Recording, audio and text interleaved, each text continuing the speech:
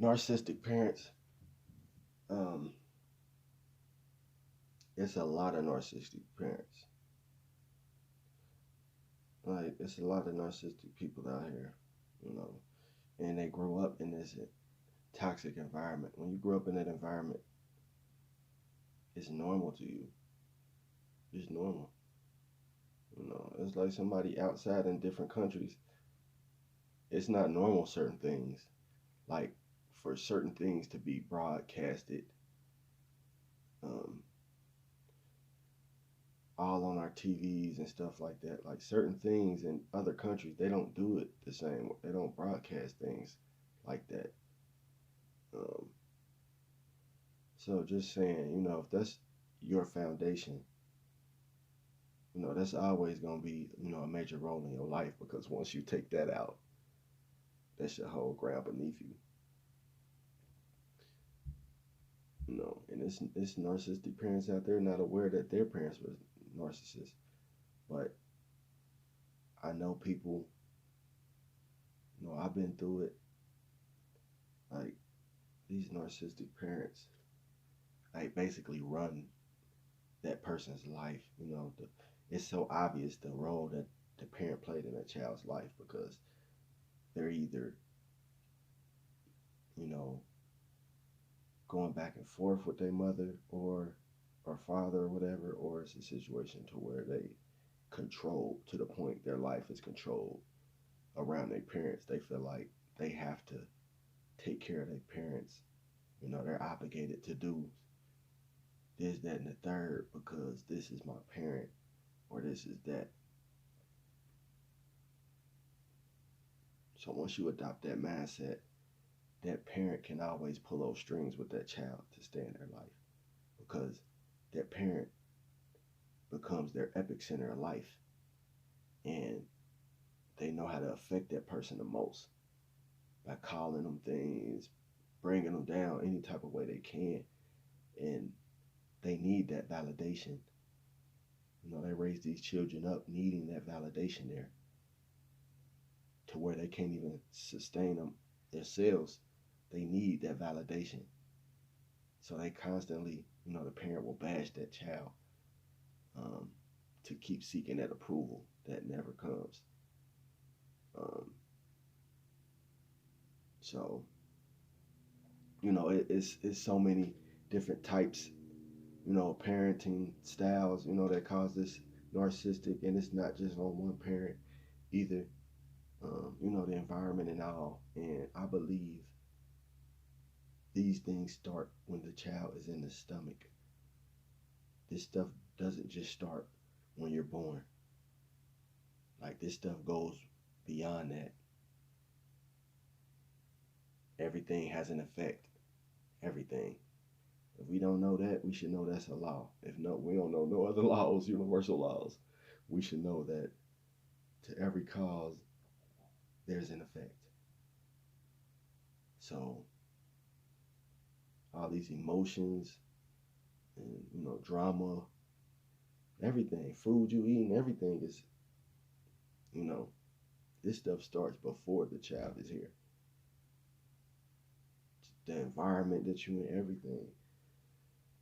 Um, you know, even from the father, you know, producing it, like see, like everything. I believe everything must be taken in accountability. Like, so you definitely got to be aware of who you having kids with, because once you have kids with these, with another narcissist, now you're going to be fighting to expose the truth, but you don't have to really fight to expose the truth. The truth is always there. It's just about, you know, aligning,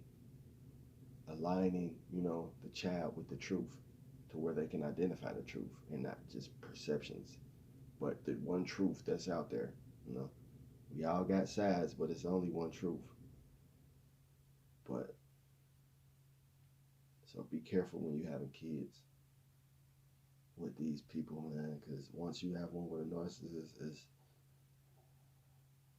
it's hell, right? Not only for you but your child. So that's something you want to keep in mind. Like, what are these people's actions gonna be teaching my child?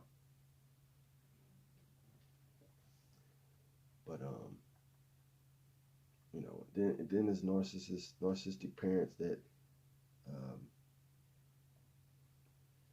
just praise their child like they can do no wrong. And that's another way of teaching your child not to sustain themselves and to be validated.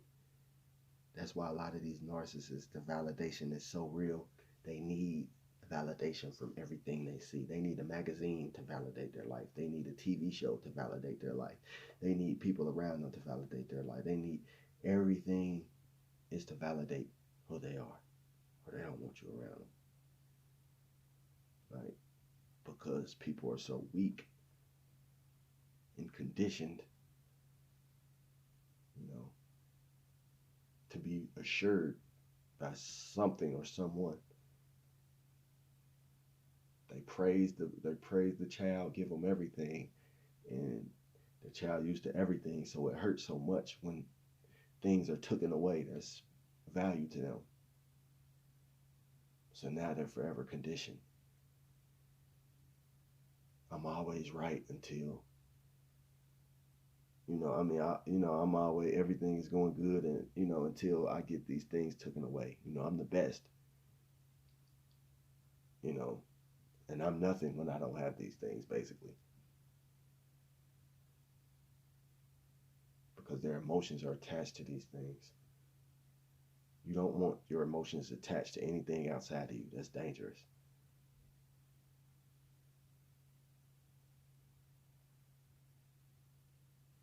So it's different types of narcissistic parents, and we can't just blame one parent because I've, like I said, I had to look at the whole scenario. I was only looking at one side of it. You got to look at the whole scenario. If the other parent was condoning it, I don't care how long your parents were tied. If the other parent was condoning it, it was something wrong there. I'm not saying they deserve. I mean, cause and effect. I didn't make the universal law, but that's just how it is. Life is real like that. So it's just something that has to be learned from by that person. Nobody else can tell that person anything. They have to understand. I probably came from a toxic environment.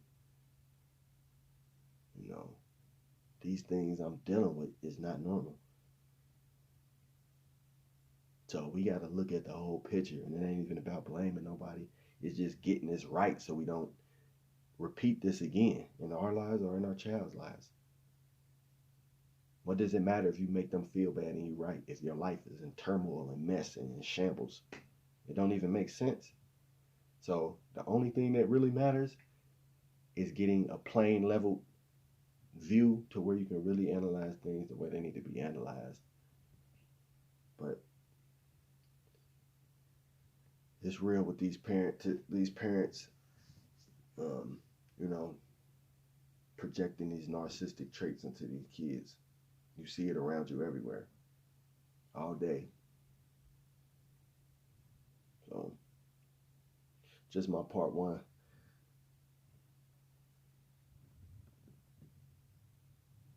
Watch these narcs.